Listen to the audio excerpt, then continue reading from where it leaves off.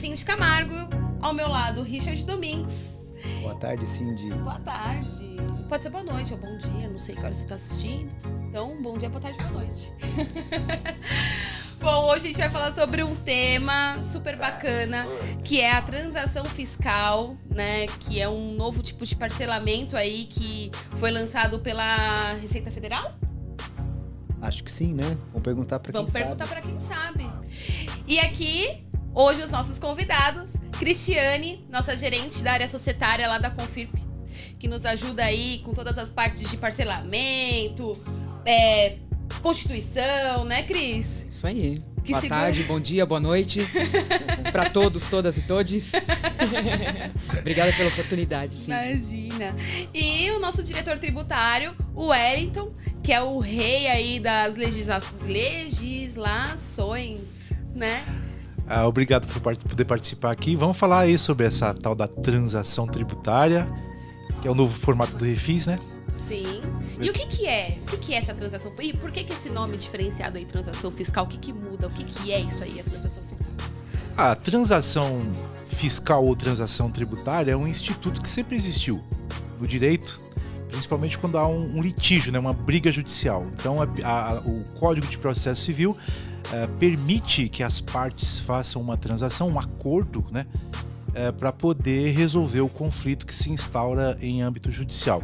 E trazendo aqui para a matéria tributária, a transação tributária também não deixa de ser, né, uma espécie de concessões mútuas, onde as duas partes abrem mão de uma pequena parte.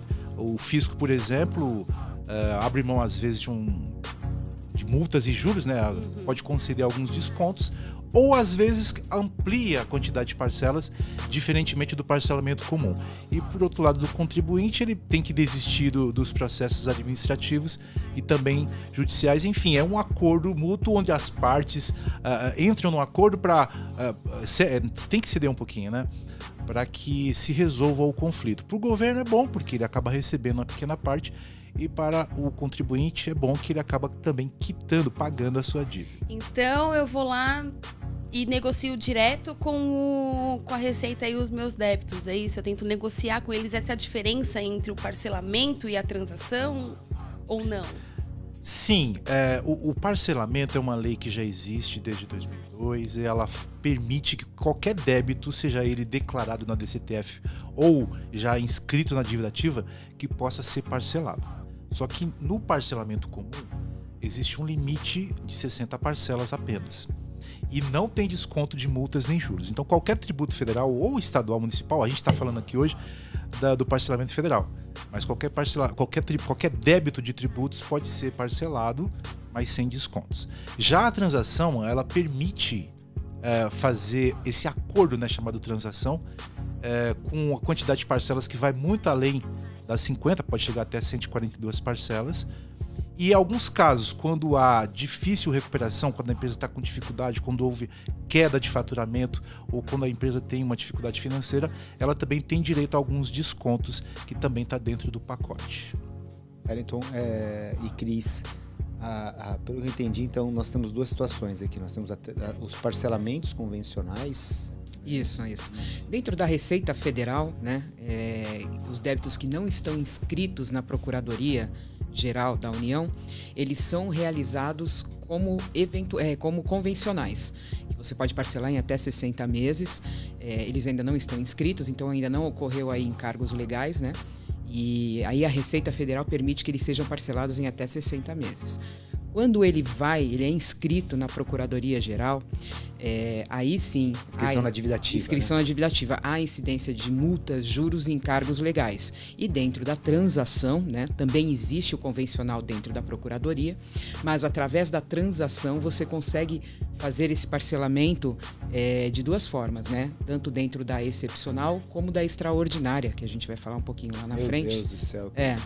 E aí, só coisa fácil. Eu já me perdi já no começo. E aí é importante diferenciar o convencional da transação dentro da Procuradoria, porque você tem uma série de benefícios dentro da Procuradoria, apesar de estar pagando multas, juros e encargos legais, mas existe a possibilidade da negociação com o procurador, né?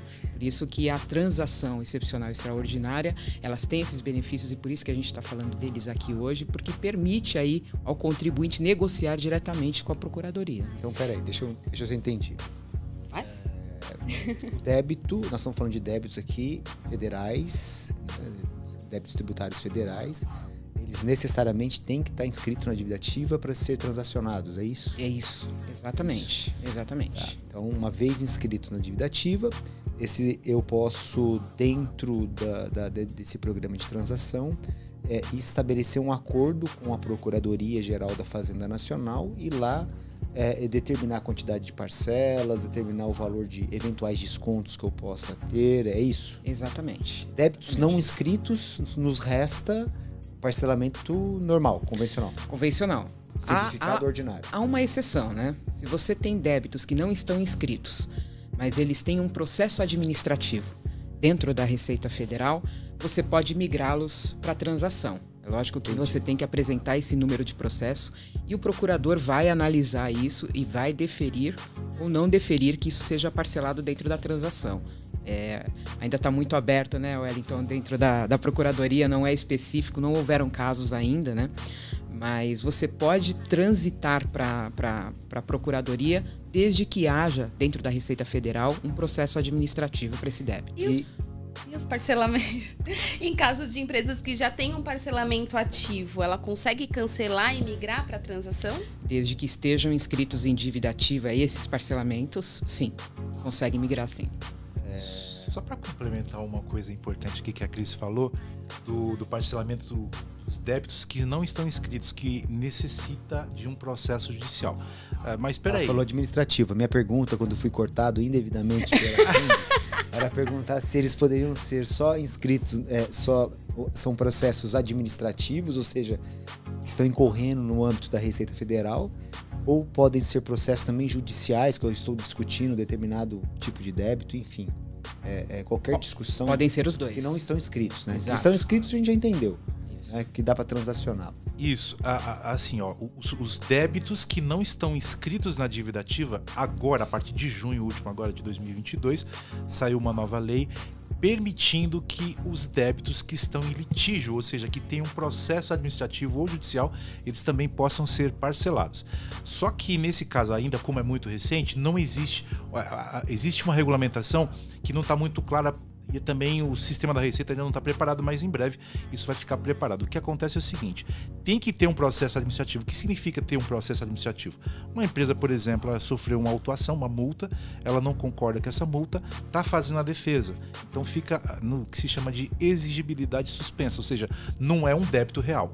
Então você pode fazer a defesa, então criou um processo administrativo, um número de processo administrativo.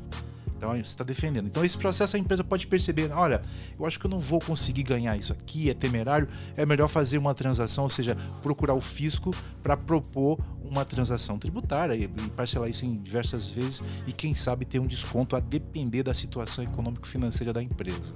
Isso vale para qualquer tipo de débitos inscritos ou em discussão?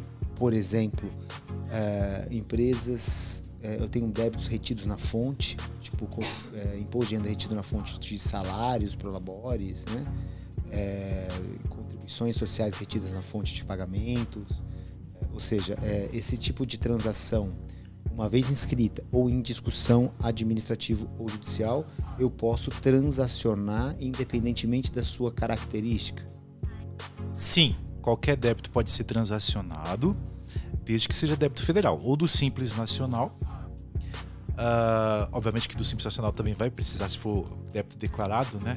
Vai precisar ter um litígio, um processo administrativo. Qualquer tributo federal, seja ele retido ou não. Tá. Pode ser PIS, COFINS, Quando você fala federal, inclui a contribuição patronal previdenciária também, a parte descontada do empregado de previdência social... Tudo isso. Sim, a Cris tem bastante experiência, ela pode dar alguns exemplos. Você pode parcelar sim. Quando você envia para critério do procurador, para ele avaliar o débito e tudo mais, quando você migra no sistema, ele já separa o que pode ser parcelado ou não. A lei diz que você pode parcelar todos os débitos, mas existem algumas exceções aí, se a gente for abrir, né, Wellington? Tem um monte, tem uma porção deles, mas existem algumas exceções. Só que quando o contribuinte abre o sistema, Richard, ele já libera quais são as inscrições que ele vai parcelar. Todos eles aparecem no critério ali. Todos eles aparecem. Pode botar. Não, todos eles aparecem no critério, mas quando você coloca o CNPJ do contribuinte, a própria procuradoria, ela já limita o que pode ser parcelado ali ou não. Se esse débito não apareceu, a gente tem que abrir, enviar através do chat online para a procuradoria, perguntar por que ele não colocou esse débito e o que está impedindo e pedir para que ele seja incluído. Tá? Eu não sei se eu entendi. Acho que talvez sim. O Richard perguntou se podem ser incluídos todos os tipos, os débitos retidos e os não retidos. Se a lei diz que é tudo, ou, não, ou esse tudo não é tudo? Sim, pela lei não existe nenhuma exceção, nenhuma restrição. Tá. Só que, como a Cris disse, o sistema é novo ainda e está bloqueando a inclusão de alguns débitos. Então, e aí você pode procurar o fisco. Sim, tem que procurar o fisco e perguntar para ele por que ele não introduziu aquele débito. Esse procurar ao fisco aí na procuradoria ou é através do ECAC? Através do ECAC, dentro do chat online, e aí você tem um atendimento direto com o procurador que vai responder essa questão na hora e vai pedir até 48 horas para analisar por que esse débito entrou ou não e responde dentro do próprio ECAC. Então quer dizer que nós temos hoje, uma limitação de parcelamento aí de 60 meses, que são os parcelamentos ordinários e simplificados, né? Que é o que está à disposição da Receita Federal. Mas dependendo do caso, vale a pena esperar um pouco para escrever na dívida ativa e parcelar por lá em até 144 vezes, você falou? Pode chegar até 144 vezes, 144, a depender. E ainda assim ter benefícios de multa e juros, é isso? Eu posso ter redução de multa, juros e dos honorários advocatícios? Sim. Como a Cris falou no início, a transação ela pode ser individual, que você faz um processo administrativo totalmente separado de um processo que já existe, judicial ou administrativo, e tem a por adesão. A transação por adesão, você tem que entrar no sisteminha do fisco, lá no Regularize-se, e aí você... O nome já diz, né? Por adesão. Você preenche os dados. O que ele pede lá? Faturamento, às vezes pode pedir do último ano ou dos 2 últimos anos. Pede valores de folha de pagamento, algumas informações. Esse é o por adesão. Isso é o por adesão, que você simplesmente adere e joga as informações no sistema. Depois o sistema, de acordo com os próprios critérios da legislação, vai classificar a empresa das categorias lá, né? De A até B, até D de dado. A, B, C ou D. Cria um rating. Um rating, exatamente. É um rating. Se a empresa é classificada como A ou B, significa que ela está cheia da grana, que ela não tem direito a nenhum desconto. E pague à vista, faça um Pix aí, por aí, irmão. Por aí. E quando a empresa quando pelos dados contábeis, né, apontados lá nos relatórios que ela informa, estiver indicando que ela está com dificuldade financeira, que o faturamento caiu, ou que está quase em falência, em concordata ou em recuperação judicial. No momento do parcelamento ou em alguma data específica? Por exemplo, eu estou fazendo o parcelamento agora de débitos de 2 anos atrás. Ela vai me perguntar se eu estava bem há 2 anos atrás quando eu não paguei o imposto, ou agora que eu quero pagar e não estou bem agora. Não, agora, fala um pouquinho. Quando você abre o sistema e digita lá o CNPJ do contribuinte, dentro dos critérios e das informações que a Procuradoria tem, ela já classifica ali quais as informações que ela pede. Então, tem contribuinte que ela pede 19, 20, 21, 20, 21 e até 22. Ela que classifica essa solicitação, tá? E aí é assim. Então, você tem lá... Da cabeça dela. Dentro das informações que ela tem no sistema, do que a empresa declarou, né? De faturamento, enfim, tudo. Tudo que a empresa declarou até aquele momento, ela faz em cima dessas informações. Então vamos lá, a gente tem dentro isso da excepcional, esse rating aí que o Wellington falou de A, B, C e D. Então, A e B, cara tá cheio da grana. Como que eles entendem? Olha, aqui contribuinte, a gente percebeu que você não teve aí uma queda abrupta de faturamento, não mexeu tanto na sua folha de pagamento, não significa que você não pode aderir à transação. Você pode aderir, mas nós não vamos dar descontos. A gente te classifica no A, você pode chegar aí até X números de parcelas para parcelar o seu débito, ou você pode chegar no B, a gente entende que você está com um pouquinho mais de dificuldade do que o A, a gente permite que você chegue até as 144 parcelas, ok? O 144, então, não é assim, tá todo mundo dentro, né? Não é. Não é Ela que bagunçado. classifica, não. Tá. Dentro desse rating, ela demonstra ali, olha, contribuinte pode chegar aqui no A, vai parcelar aí ela determina, geralmente 84, 82 parcelas, que é o que a gente tem de casos, né, de casos realizados dentro da Confirp. B, pode chegar até as 144 parcelas, dando aí a entrada de 1 até 12 pagamentos. E aí C e D, que eles começam a perceber que o contribuinte tem dificuldades e começam aí ceder os descontos, que pode chegar até 100% de multas e juros. Nós não tivemos um case ainda de 100%. A maioria deles fica classificado realmente na C, né? A média da Receita hoje, da Procuradoria hoje, mas ele impõe aí o desconto e aí o contribuinte pode parcelar até as 144 parcelas. Então o C e o D seriam empresas que não realmente estão em dificuldades financeiras reais, assim, que provavelmente a Receita nunca receberia aquele dinheiro, ou se recebesse ia ser de uma forma muito complicada também. Sim. Pode beirar aí até pagamentos improváveis, né? E aí eles dão essa possibilidade para que o contribuinte regularize. Que é a transação, né? Você está devendo, a gente sabe. Você quer pagar? Você quer pagar, beleza. Então, para te ajudar, a gente vai dar um desconto aqui e você parcela aí em 140 vezes e tudo mais. E essa classificação, ela serve tanto na transação por adesão quanto na transação individual? A transação por adesão, sim. A individual, ela é mais específica, né? Você vai na mesa, é uma mesa de negociação. Você vai na mesa do procurador e você fala, olha, minha situação é essa daqui. Eu não vou conseguir atender uma parcela, por exemplo, hoje na transação excepcional ou na extraordinária, você tem um limite de parcela ali. Para empresários, microempresários, né, individuais e tudo mais, você tem aí R$100 ela parte de R$100 a parcela para você transacionar. Já as demais empresas, com portes maiores e tudo mais, você parte de R$500. Dentro da transação individual, ela permite que você negocie de formas diferenciadas. Você negocia ali direto com a Procuradoria. Só que não se aplicam esses benefícios da transação extraordinária e da transação excepcional.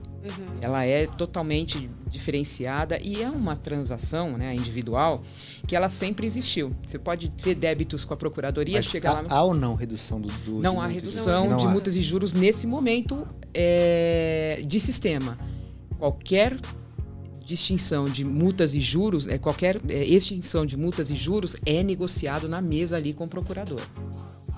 É mais Não tem benéfico. Mas de acordo com o rating da empresa, ou não? A individual não entra no rating. Não entra? Não entra. O que entra no rating são só as excepcionais. Mas e tem as um extraordinárias. mínimo, se eu tiver 100 mil de débito, ou 1 milhão, ou 10 milhões, eu vou sentar com o procurador? Ou isso, existe alguma escala? Para eu conseguir fazer uma transação excepcional ou extraordinária, eu tenho que ter débito até X. Acima disso, eu posso ter uma negociação separada dos demais. Como funciona isso? Se o Wellington ele tem uma expertise muito forte nisso, porque também a individual ela entra na esfera jurídica também, né? Não é só na esfera administrativa. Porque há aí uma negociação diretamente judicial, né? Quando as empresas optam em fazer a transação individual, ela já está numa esfera, né, Wellington, de dívida muito alta, né? Exatamente. O que acontece é o seguinte, o Instituto da Transação sempre existiu. Inclusive, há casos que até hoje que empresas com débitos quase que irrecuperáveis, os procuradores estavam, mesmo antes dessa lei, que é de 2020, permitindo que se fizessem as transações com valores a perder de vista numa dívida quase que impagável com aquela prestação pequenininha, né? Só que não tinha previsão de descontos de multas e juros. A empresa chegava e falava, olha, devo, quero pagar, só só consigo pagar R$100 por mês. O procurador, para receber alguma coisa, aceitava, mas sem desconto de multas e juros. Com essa nova lei aqui, existem alguns critérios que separam o que é uma transação por adesão, aquela que você entra lá no site do Regularize-se, o que é uma transação individual. A transação individual, ela segue os mesmos critérios de antes. Você pode chegar lá, fazer uma petição, falar, olha, estou com uma dificuldade financeira, estou em recuperação judicial ou estou quase falido, eu preciso que você ou me dê um desconto ou que você me amplie essas parcelas totalmente diferente do que está lá. Então, e outra, tem alguns critérios, somente dívidas acima de R$10 milhões. Então, isso para a maioria dos casos. Então não é qualquer transaçãozinha que você faz, que você consegue fazer na forma individual. Mas existem algumas exceções, dívidas de fundo de garantia, outras dívidas previdenciárias, que os valores são menores, também microempresas, Santa Casa de Misericórdia. Tem algumas exceções que, se a gente for citar, vai estender demais. E deixa eu só te fazer uma pergunta que eu fiquei confusa. A transação, ela tem a transação excepcional, a transação, qualquer outra? Extraordinária, que não tem desconto. Aí tem a por adesão e a individual ou não? Elas estão dentro dessas transações. É que pra mim ficou confuso, assim, são tantos... É muita coisa, realmente confunde. Veja só, tem dois, vamos dizer, a gente fala tipos, mas são modalidades. Ou eu faço, eu bolo, eu quero pagar, eu tenho uma dívida e quero pagar. Tá. Eu faço uma petição, bolo uma ideia, olha, eu consigo pagar 1% do meu faturamento. E além disso, eu queria que você me concedesse um desconto, como prevê a lei, essas possibilidades. O procurador vai analisar, eu vou apresentar, obviamente que se eu estou pedindo individualmente, é quase como uma tese. Olha, eu tô com dificuldade financeira, caiu o meu faturamento, eu tive uma dificuldade muito grande e eu estou propondo pagar 1% do meu faturamento, que é tudo que eu posso, pelo menos assim, eu quito alguma coisa e o fisco também recebe outra. Então, você propõe, que é a tal da individual, totalmente fora desses critérios que a gente tem aqui, que eles podem ou não aceitar a depender da sua situação financeira. Aquele rating lá, geralmente, são para as transações excepcionais, como a Cris está falando, que tem descontos. Mas nada impede, a depender de cada caso, que o procurador aceite dar algum desconto nesses débitos. Exatamente. E esse rating ele está mais preparado para a transação excepcional, que é aquela por adesão. Aí tem a por adesão. Ou eu faço uma tese e peço, olha, eu tô com uma dificuldade grande e peço. E aí vai depender. Essa é individual? Esse é individual. E só serve para valores muito altos. Adesão, eu entro no site que tá lá e eu escolho. Adesão é quase como os antigos refis. Que é excepcional. Exatamente. Ou extraordinário. Ou extraordinário. Aí tem duas modalidades, A por adesão, quer dizer, eu simplesmente entro lá no site e faço o requerimento automático. Por adesão, aí eu tenho que escolher se é excepcional ou extraordinário. Isso. Nossa, gente. Qual tem é a essa diferença confusão das toda. duas? É que a excepcional não tem descontos. Tá. É o contrário. Perdão.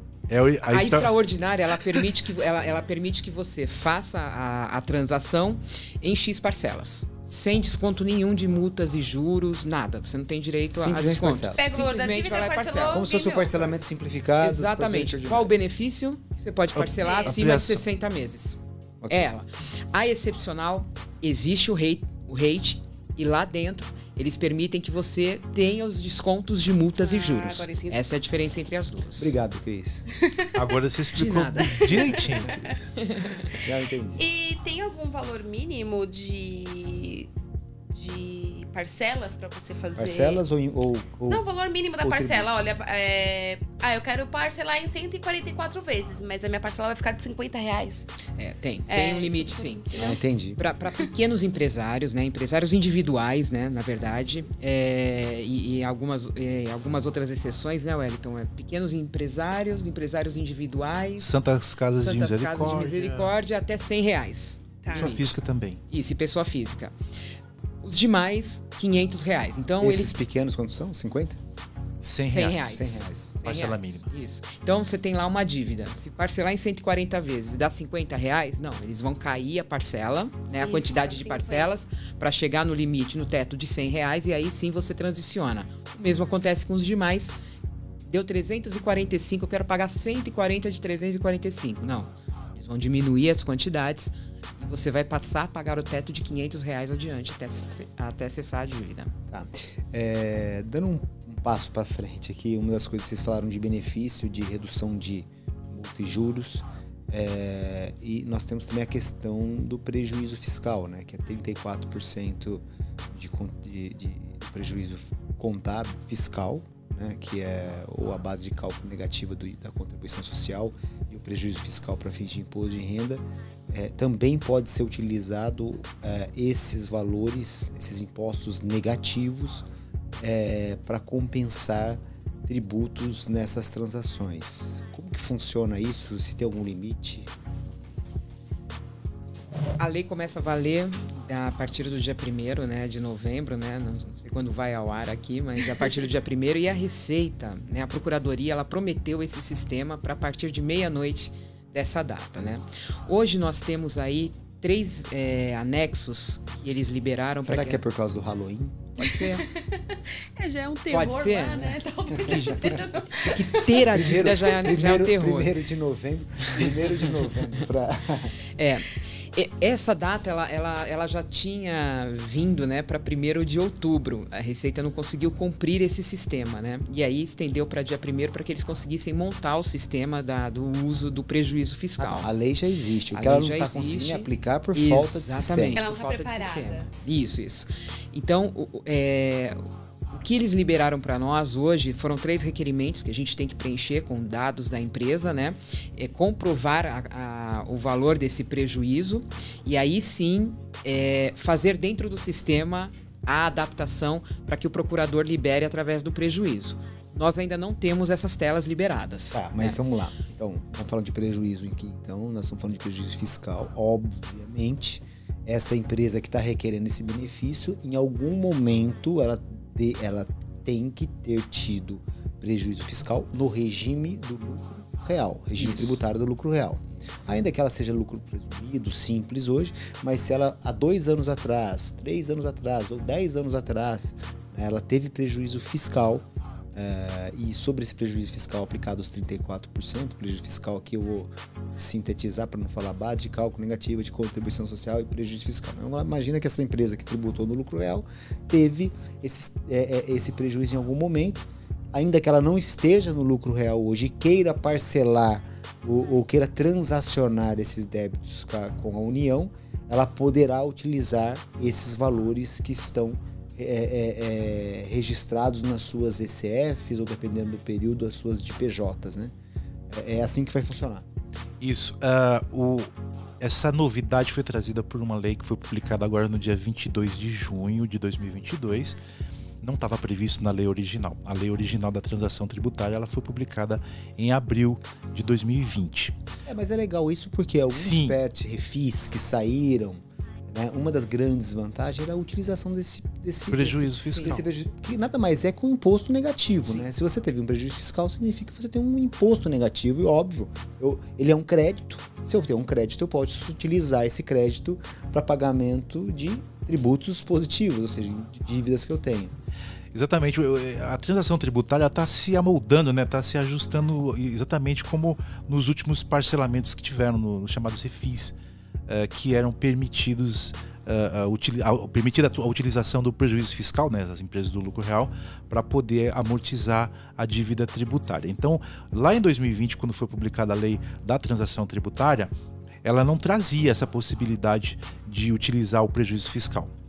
E agora, em 2022, né, 2 anos depois, foi publicada essa lei permitindo que, entre outras permissões também, tá? Permitindo que as empresas do lucro real possam utilizar do prejuízo fiscal, aí ela vai calcular 34% sobre o prejuízo fiscal para poder amortizar a dívida. E tem uma regrinha lá, primeiro ela tem que dar uma entrada em 12 vezes sem desconto nenhum. Ou se for a transação extraordinária que não tem desconto, a entrada é de 3 vezes só, aí dá um nó na cabeça da gente. Então a entrada ou era de 3 vezes, ou de 12. Depois que quita essas parcelas de 12 sem desconto, tem o saldo remanescente. O saldo remanescente pode ser que a empresa consiga desconto ou não, a depender da situação financeira. E é esse saldo, depois da entrada, né, que pode ser compensado com o prejuízo fiscal. Aí tem que pegar o prejuízo fiscal, verificar qual o valor. Nós temos algum limite de percentuais ou é 100%? Eu posso utilizar sobre principal e multijuros, ou ele é só sobre multijuros, ou ele tem um percentual? Como funciona isso? a utilização da base de cálculo negativo e do prejuízo fiscal, 64%. Existe um limitador. Do saldo remanescente, somente 70% pode ser quitado com prejuízo fiscal. Então, 70%. Eu posso não utilizar é todo o restante. 70% desse prejuízo fiscal que eu auferi no momento que eu fui lucro real, ainda que eu não esteja no lucro real hoje. Sim. Okay? Na verdade é 70% da dívida. 70% da dívida. Da dívida remanescente, Isso. não do prejuízo. Porque às vezes o prejuízo pode ser de 20 milhões, mas... Eu falei o quê? Você falou... Ao contrário. Ao contrário. Mas eu estava querendo saber se vocês estavam prestando atenção. Muito bem. Ótima estratégia. Estávamos ligadíssimos. Lembra disso lá na frente, tá? A gente estava prestando atenção. Bastante. Tá, então é 70% Do saldo do remanescente. saldo remanescente. Eu posso utilizar esse prejuízo fiscal se eu tiver, né? Pode ser que eu tenha uma parte disso e utilize uma parte Sim. disso. Né? Não preciso ter tudo para usar tudo. Mas Sim. se eu tiver mais do que os 70% do saldo remanescente, eu vou usar no máximo 70% e tenho que pagar financeiramente os outros 30%. É isso? Exatamente. E esse crédito, ele segue aquela mesma regra dos créditos dos últimos 5 anos ou não? Não tem critério, depois a Cris pode complementar, ainda não tem um critério, porque como é muito novo e o sistema ainda não está pronto, nós não temos como dizer para você qual é a regra, mas em tese são ou do último ou do último exercício que foi entregue ou do penúltimo. Ainda não temos como fazer isso porque o sistema não está pronto. E é exigido alguma garantia na transação? Porque nos outros refis, algum tempo atrás, né, talvez nos últimos refis lançados pela União, principalmente pela União, não estou falando nem esses programas especiais de parcelamento lançados pelas prefeituras e estados, mas muitos deles, no início, quando você tinha determinado tipo ou quantidade de valor de débito, era exigido uma garantia. Sim. Com o tempo foi descontinuando esse pedido, que meio que desincentivava o contribuinte a propor, entrar em refis, entrar em parcelamentos. A transação exige algum tipo de garantia? Essa é a minha pergunta. A segunda pergunta é, se eu tenho já garantido por uma questão de embargo à execução, alguma coisa que eu fiz atrás para tentar discutir eventualmente algum débito, eu arrolei alguma garantia para esse débito, ela continua sendo garantia dentro da transação ou ela é liberada essa garantia? Então são duas perguntas. Se existe, se eu já dei garantia, eu continuo com essa garantia ou ela pode ser liberada? Vou responder a primeira. Eu acho que tem pegadinha nessa pergunta. Vou responder a primeira, você responde a segunda. Tá bom. Não exige garantia a transação. Você não precisa dar nada de garantia. O que você precisa dar são as 12 parcelas.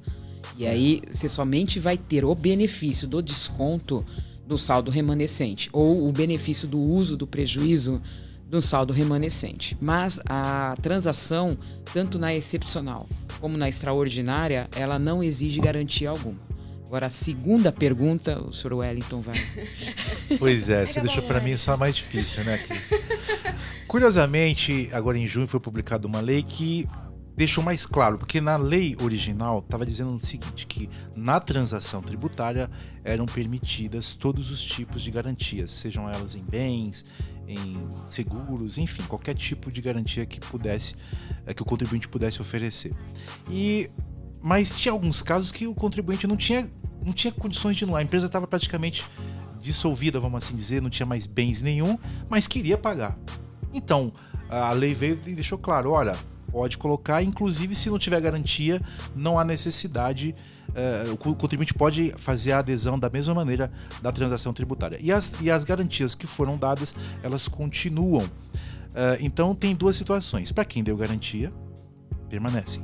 Para quem não tem condições e procurar o fisco quer receber e a empresa quer pagar. Então mantém-se a possibilidade de fazer a transação mesmo sem garantia. E mais uma pergunta aqui para vocês. Existe algum limite de transação? Se eu posso ter quantas eu quiser? Todo mês ir lá transacionar 1 ou 2, 3 parcelamentos? Caiu na dívida, vamos... assim, ou não. Isso aí existe, olha, não, eu faço transação uma vez só e acabou. Depois não posso fazer mais. A excepcional e a extraordinária, né, a Procuradoria colocou aí um limite até 30... estava até 30/10, né? Mas a gente já recebeu a notícia que ela vai ser prorrogada, né? Por isso, os sistemas, inclusive, estão fora hoje, do ar né? por causa Não foi? disso. Foi. Foi hoje. Mas a transação, como o Wellington falou no começo, ela sempre existiu. Então, você pode transicionar no momento que você tiver o débito. Se eu fiz uma transação excepcional, tive lá um desconto de 65% de multas e juros, passou um mês, ainda está valendo o excepcional. Eu ainda posso fazer parcelamentos. E aconteceu alguma coisa na minha empresa, apareceu um débito ali, eu posso transicionar e incluir ele. Porque eu posso escolher os débitos. Não necessariamente. Pode. Isso era uma pergunta que eu ia fazer, acabei deixando para depois, mas eu posso fazer a transação de determinados débitos hoje, deixar alguns. De repente eu não tenho caixa, mesmo em 140 parcelas, não tenho caixa para pagar. Ou eu não tenho direito à compensação de prejuízo fiscal. Aí daqui a um mês, uma situação, 1 ou 2 meses muda a situação da empresa e eu posso, neste momento, eu posso arcar um pouco mais, né? Então, nesse segundo momento, eu posso, pelo que você está falando, eu posso incluir débitos na primeira transação. Pode sim.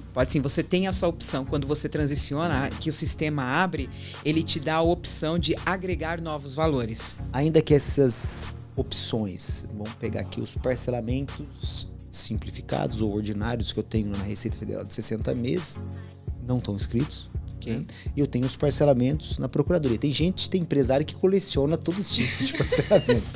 Né? Tem parcelamento todo dentro. Tem refis da Copa, tem PET, tem PRT, tem tudo. Tem cliente que pergunta todo mês, vai sair um refis? Agora tem, né? Agora tem aí. É o novo modelo de refis.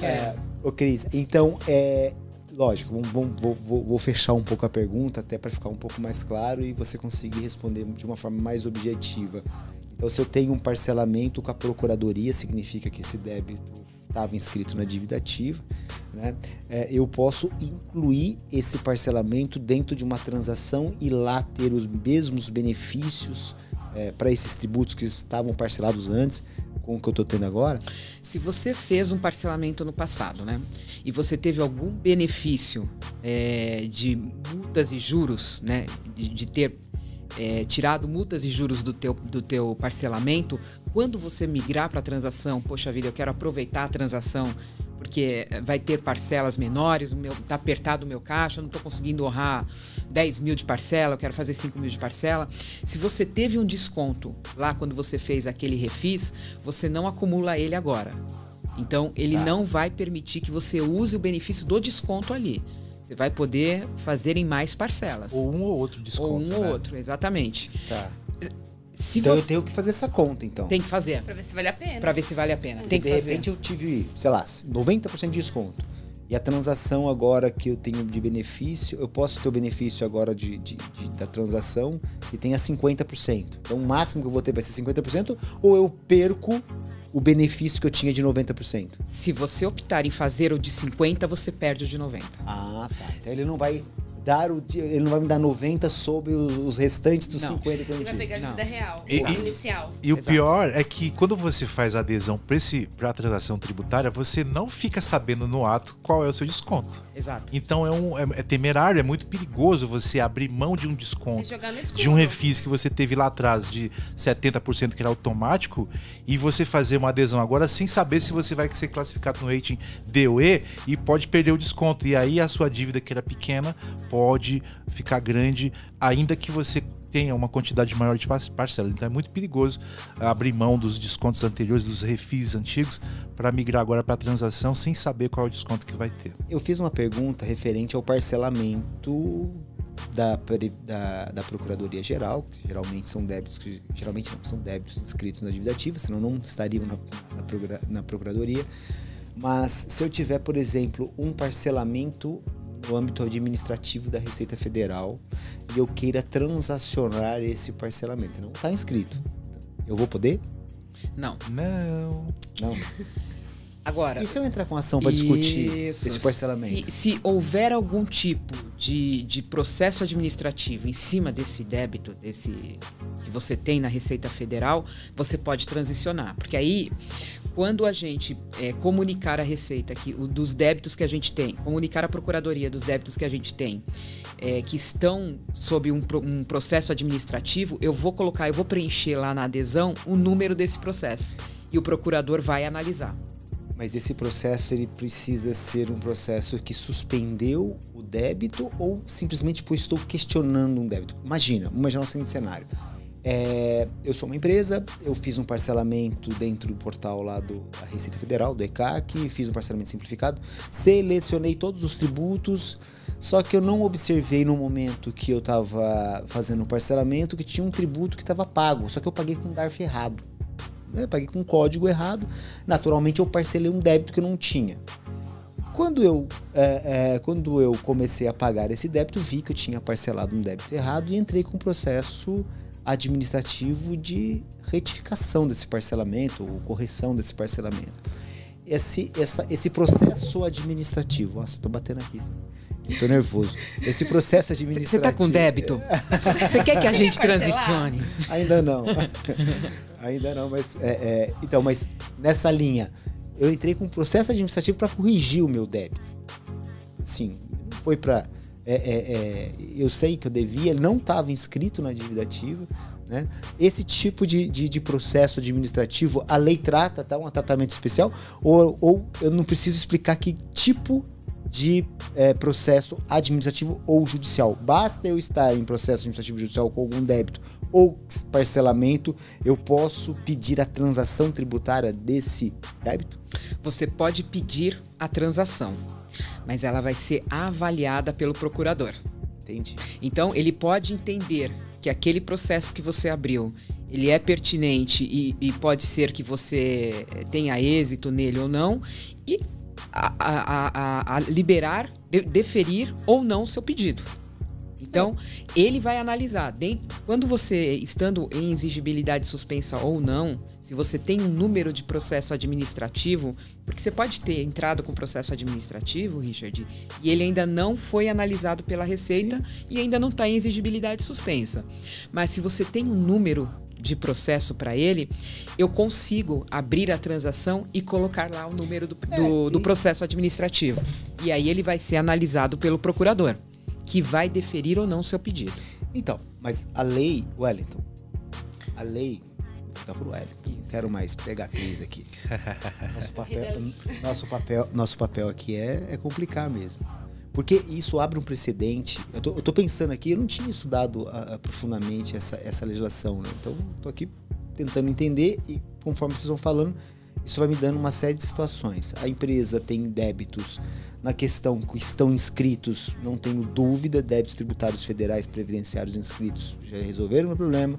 Eu posso lá ter as modalidades, posso ter redução de multa com juros, pode ter compensação de prejuízo fiscal, base de cálculo negativa de contribuição social. Tá inscrito, então tá beleza. Precatório também pode usar, né? E vai ser uma outra pergunta. O ponto é, não inscritos na dívida ativa, mas sobre se a lei ela determina que tipo de processo que eventualmente eu tenha que ter para que eu consiga transacionar. Porque eu posso simplesmente entrar com um processo para questionar o juros Selic, ainda que eu vá perder. Sim. Né? Só para poder transacionar. Só para poder transacionar. Então, de repente, eu tô deixando isso claro aqui porque, assim, é o que passou na minha cabeça. Mas, peraí, mas se eu quero ter o benefício de 60 meses, eu não vou esperar ele se inscrever na dívida ativa para aumentar o meu débito, né? Não faz sentido. Para eu transacionar. Agora, se eu posso entrar com um processo administrativo e ela não me diz qual é, eu posso, então, questionar qualquer coisa, ainda que esse assunto esteja pacificado pela própria Receita Federal ou pelo Judiciário. E, ao momento que eu tenho o número do processo, eu vou lá e falo para o procurador, agora eu quero transacionar, porque a lei fala que eu, com um processo administrativo de débitos não inscritos, eu posso transacionar. Isso é possível? Sim, é um negócio bem instigante essa possibilidade de você ter processo administrativo. Só que aqui a gente tem um pouco de cuidado, porque a lei fala em duas coisinhas que a gente tem que ficar bastante atento aqui. Ela fala que tem que estar em processo e tem que estar em discussão de relevante e disseminada controvérsia jurídica. Relevante e disseminada controvérsia jurídica. Olha, se você foi autuado, é relevante controvérsia jurídica. Se você está discutindo uma dívida, uma autuação, eu concordo que é relevante. Mas disseminada também pode implicar em outras interpretações por parte da Receita Federal. Mas quem vai definir isso vai ser o procurador. Exato. Se é relevante ou se... Pois é, mas Se ele tiver de depende. mau humor. Quando a gente tem que falar em procurador, a gente está falando em débitos inscritos. Na Receita Federal não é o mas procurador. o meu exemplo aqui é de débitos não inscritos. Débitos não inscritos, então, não é o procurador. É algum auditor, a Receita Federal. Porque o procurador, ele já está na esfera judicial. Ah, tá. Então Tá? a transação, eu vou ter transação sendo feita na Procuradoria e na Receita Federal, ou as duas transações vão para a Procuradoria, independente, que vai ser só dividida aqui quais débitos estão inscritos, quais não estão. Como vai funcionar isso? Os débitos que estão na Procuradoria são aqueles que já foram inscritos na dívida ativa. O contribuinte demorou de pagar, já tem 20% de multas, juros, e ainda tem aquele acréscimo lá dos encargos legais da Procuradoria. Honorários advocatícios. Exatamente. Os que ainda, por exemplo, a empresa foi autuada, um exemplo, tá? O exemplo mais comum. A empresa foi autuada, não concorda com a autuação e faz uma defesa. Sim. Gerou uma relevante controvérsia jurídica. Não está escrito na dívida ativa. Ainda não está escrito. Okay. Então ainda está na esfera da Receita Federal. Okay. Não é o procurador que vai analisar. Se no meio do caminho você perceber que vai perder ou que não há pouca chance de ganhar, aí você vai lá e procura e propõe uma transação. Essa transação vai correr, não está inscrito na dívida ativa, é um auto de infração, ela vai correr no âmbito da Receita Federal ou já na Procuradoria? Não, vai ser na Receita Federal, porque só na Procuradoria somente aqueles que foram inscritos. Entendi. Porque existe esse pequeno detalhe na legislação. Débitos irrecuperáveis ou de difícil recuperação. Geralmente, quando está nesse estágio, o débito já foi inscrito. Então, Sim. Com o procurador, você pode fazer a proposta individual ou aquela por adesão que você entra no Regularize. Então, a primeira coisa, eu vou transacionar na Procuradoria com o procurador e na Receita com o delegado da Receita. Exatamente. Entendi. Então, agora ficou mais claro para mim. Só tem uma questão aí. Quando você faz o pedido para esse débito da Receita, você faz via transação na Procuradoria. Você pede na Procuradoria para que você complica? Porque, veja bem, quando a transação, quando você entra no site do ECAC, você não tem lá transação extraordinária, transação. A transação está dentro da Procuradoria. Tá.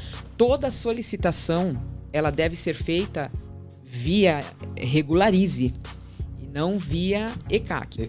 Você questionar o débito, o processo administrativo ou judicial, é dentro da Receita Federal.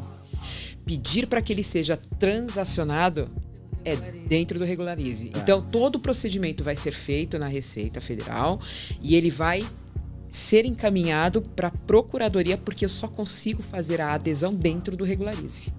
Entendeu?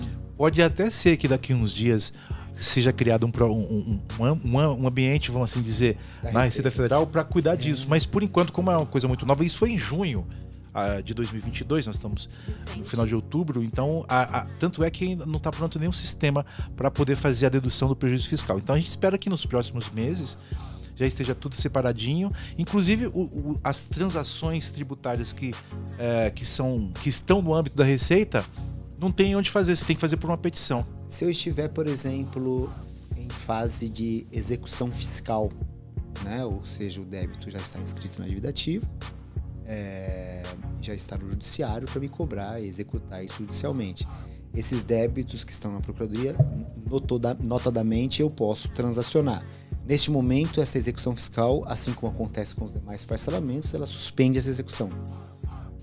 Sim, o acordo de transação suspende a exigibilidade enquanto ele se mantém. Entendi. A segunda pergunta que vem em cima disso, se, por exemplo, eu tenho algum débito que estivesse impedindo a minha certidão negativa, né? Então, quer dizer, ao transacionar, né, e tiver a formalização, a homologação dessa transação, eu passo a ter direito de ter uma certidão positiva com efeito negativo, assim como acontece com os demais parcelamentos? Você não precisa esperar a homologação. Não. Dentro da transação, tanto extraordinária como excepcional, a homologação, Richard, ela demora até 3 anos. Então, primeiro você vai pagar lá 12 parcelas, aí entra realmente efetiva o desconto, né, do saldo remanescente, e aí você começa a pagar aquela parcela do saldo remanescente. A Receita tem até 36 meses para homologar esse parcelamento. Só que quando você faz a transação, pagou a primeira parcela da entrada, automaticamente ela já aparece como uma dívida negociada. Entendi. A partir dali, você já tem direito à sua certidão positiva com efeito de negativa. Muito E bem. se depois de 3 anos a Receita falar, beleza, você pagou tudo isso daqui, mas não vou homologar não, porque eu acho que, sei lá, tem alguma coisa errada aqui. Existe essa possibilidade? Acabou-se o mundo aí. É. Mas pode acontecer, Depende. pode acontecer, né? Mas se a Receita, ela entendeu ali, a Procuradoria no caso, né? Ela entendeu ali que tem um problema com o seu parcelamento, ele já comunica dentro do ECAC o contribuinte para que ele preste esclarecimentos. Ele não vai simplesmente cancelar o seu seu parcelamento. Ele vai te pedir documentos comprobatórios, ele vai pedir para você se pronunciar sobre qualquer parcela ali que ele entendeu que não foi paga corretamente, alguma guia que você pagou com código errado, alguma coisa, ela vai posicionar o contribuinte. Ela não vai cancelar o parcelamento por isso, entendeu? Cris, e assim, falando em pagamentos, né? Eu tenho alguma regra que deve existir, com certeza existe, né? Quais são as regras de exclusão da transação? Assim, posso atrasar, quantas vezes? Os débitos correntes eu posso continuar atrasando? Ele tem sim, tem uma série de regras aí, né, Wellington, que pode cancelar esse parcelamento a qualquer momento, sim. Se você tiver novos débitos, a Procuradoria pode te tirar do parcelamento a qualquer momento, da transação a qualquer momento. Se você deixar de pagar 3 parcelamentos, ela suspende. 3 parcelas do parcelamento. Do parcelamento. Da transação. Da entrada, inclusive. Tá. Né? Se você deixar de pagar 3 da entrada, inclusive. 3 consecutivos, 3 alternados. Podem ser 3 consecutivos, 3 alternados. Passou 3. Passou 3, paguei uma, deixei de pagar, paguei outra, deixei de pagar, paguei outra. Ela pode cancelar. Tá? Mas, e uma série de outras regras aí, agora de cabeça. Então quer dizer que presta atenção, você está me falando o seguinte, então eu não posso ter, assim, a partir do momento que eu vou fazer a transação tributária, eu tenho que escolher corretamente que tipo de débito eu vou pagar, ainda que não seja tudo, né? Vou separar uma quantidade de débitos ali que eu acho interessante eu consolidar isso numa transação. Só que a partir do momento que eu formalizei isso com a Receita, com a Procuradoria, dali para frente os débitos incorridos, ou seja, o PIS, o COFINS, o imposto de renda, a contribuição social, os tributos retidos nas fontes federais, né? Eu tenho que manter a regularidade fiscal desses débitos. Se eu eventualmente continuar pagando a minha transação bonitinha, sem atraso nenhum, e começar a atrasar tributos federais correntes após a transação, eu mesmo pagando a transação corretamente, eu posso ser excluso da transação, é isso? Pode sim. Sim, tá previsto que é dessa maneira. Então, a gente tem que ficar atento quando for fazer uma adesão a uma transação tributária ou qualquer outro tipo de parcelamento, porque então, a gente estava verificando as estatísticas do primeiro refis que teve lá no ano de 2000, menos de 10% permanecem. Significa que mais de 91% foram excluídos por falta de pagamento, quer dizer, por falta de pagamento. Então, Fui excluído. Eu posso também, então, eu fui excluído por não pagar, eu passei por outro momento difícil, né? A gente nunca sabe do que acontece na economia, né? Estoura uma guerra, uma pandemia, enfim, as coisas acontecem e passei por um novo momento ruim na minha empresa e eu não consegui pagar as parcelas, eu não consegui pagar os tributos retidos. Existe alguma regra de não permitir que essa empresa possa parcelar tributos via transação ou via outro parcelamento a partir do momento que eu fui excluso? Digo isso por quê? Porque houveram outros refises. Tá bonito isso. Outros refis lá no passado que você, ao aderir ao programa de parcelamento, você não poderia ter outro concomitante por um prazo de tanto tempo.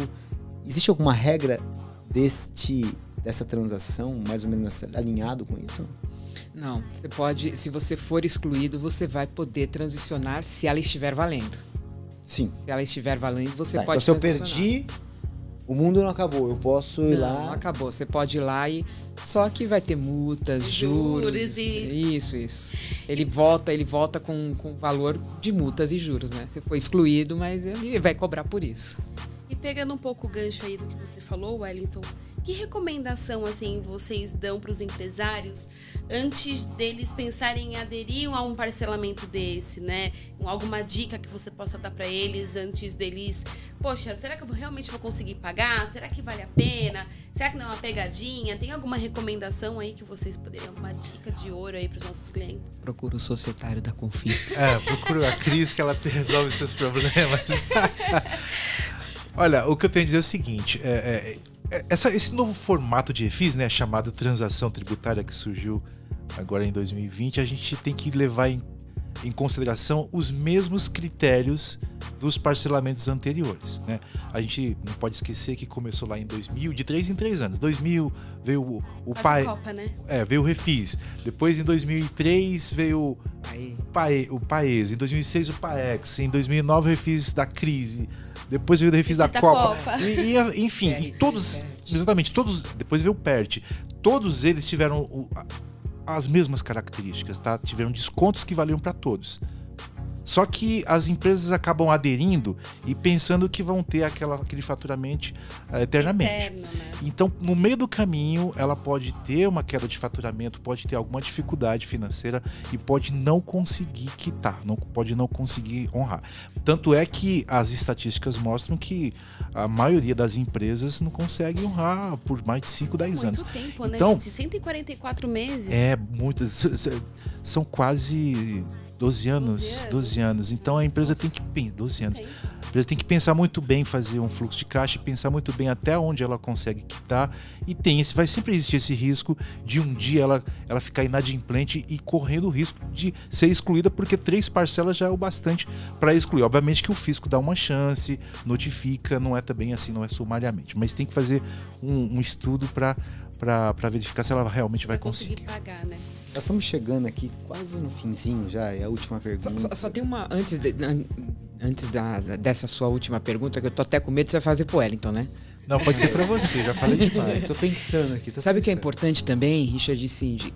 Esse tipo de parcelamento, né? Até porque a Receita ela leva até 36 meses para homologar, às vezes até mais, né, Wellington? 48 para homologar. É importante que o contribuinte faça realmente com uma empresa, procura a Confirp, mas faça com uma empresa, porque precisa ter esse acompanhamento. A responsabilidade é muito grande, né? Porque a gente está falando que o contribuinte conseguiu aí um desconto de até 100% de multas e juros. E aí, por uma falta de acompanhamento, por algum equívoco da empresa, acabou perdendo esse benefício. Voltou multas e juros de novo. Então é importante que haja o acompanhamento de terceiros também. Olha, estamos emitindo aqui a tua parcela, tá aqui, o vencimento é para o último dia útil do mês, nos mande o comprovante, principalmente nesse período dos 12 meses da entrada, porque a gente só vai saber efetivamente qual vai ser o desconto aplicado, qual vai ser o benefício dado para o contribuinte lá na frente. E depois que você paga as 12 parcelas... Você vai saber, beleza. Ó. E você vai saber qual é até o volume, o valor da tua parcela. Bom, Exato. Por isso que é importante o acompanhamento. Cris, você falou tão sério, eu quase que eu chorei aqui, assim, saiu uma lágrima. Eu venho do lenço também. Ou seja, procure um profissional, porque para fazer a adesão lá não é simples, não é fácil, não é fácil, bem difícil. Eu queria só fazer a pergunta que você não deixou, eu não vou jogar para cima, quem quiser responda. Assim, a pergunta é relativamente simples, as parcelas são corrigidas pela Selic, é isso? Sim. Tá, então essa era a primeira pergunta que eu ia fazer. E assim, se eu perder a transação, aqueles benefícios que eu tive... homologados ou não, automaticamente eu perco tudo aquilo que eu transacionei. Os débitos voltam tudo, com débitos, com honorários advocatícios, multas, juros, vão ser atualizados. Sim. Perdem todos os descontos, mas há a possibilidade de refazer a transação, porque tudo é possível. Acho, Cindy. Acho que ficou claro pra mim. Nossa Essa senhora. coisa bagunçada de transação fiscal. Transação fiscal, coisa nova. Coisa nova. Pra mim ficou claro que eu preciso de falar com a área societária da Confirp para fazer isso. Vai pagar suas dívidas com a Cris. Olha aqui, ó, a dona da bola é essa aqui. 11 50 78 30 60. Olha! Societário@confirp.com.